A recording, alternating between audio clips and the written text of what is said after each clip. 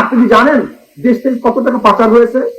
14 লক্ষ কোটি টাকা পাচার হয়েছে, 14 লক্ষ কোটি টাকা। শায়েখ চরমোনাই সৈয়দ মোহাম্মদ ফয়জুল করিম বলেছেন, যেই সরকার পতন হয়েছে তারা যে লুটপাট করেছে পৃথিবীতে কেউ দেখেনি।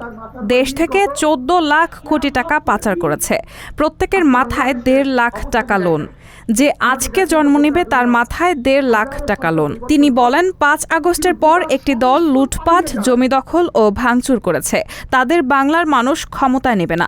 আগামীতে কোনো ধর্ষণকারী, লুটপাট ও চাঁদাবাজ সন্ত্রাসীদের মানুষ আর ক্ষমতায় দেখতে চায় না।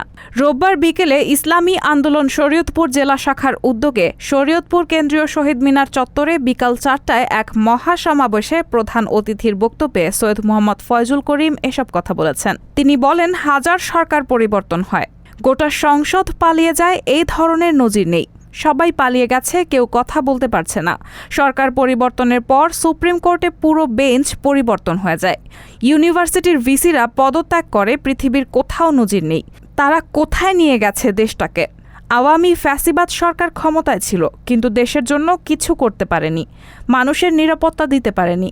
শরীয়তপুর জেলা শাখার সভাপতি মুফতি মোহাম্মদ তোফায়েল আহমেদ কাশেমির সভাপতিত্বে সভায় আরও বক্তব্য রাখেন ইসলামী আন্দোলন কেন্দ্রীয় যুগ্ম মহাসচিব মাওলানা গাজী আতাউর রহমান, সহকারী সচিব অধ্যক্ষ হাফেজ মাওলানা শেখ ফজলে বারী মাসুদ, দপ্তর সম্পাদক মাওলানা লোকমান হোসেন জাফরি, সাংগঠনিক সম্পাদক মাওলানা নুরুল ইসলাম, ইসলামী আন্দোলন শরীয়তপুর জেলা সহসভাপতি অ্যাডভোকেট মানিক মিয়া, জয়েন্ট সেক্রেটারি অ্যাডভোকেট হানিফ মিয়া, জেলার প্রধান উপদেষ্টা হাফেজ মাওলানা শওকত আলী, জেলার সদস্য হাফেজ মাওলানা কেরামত আলী।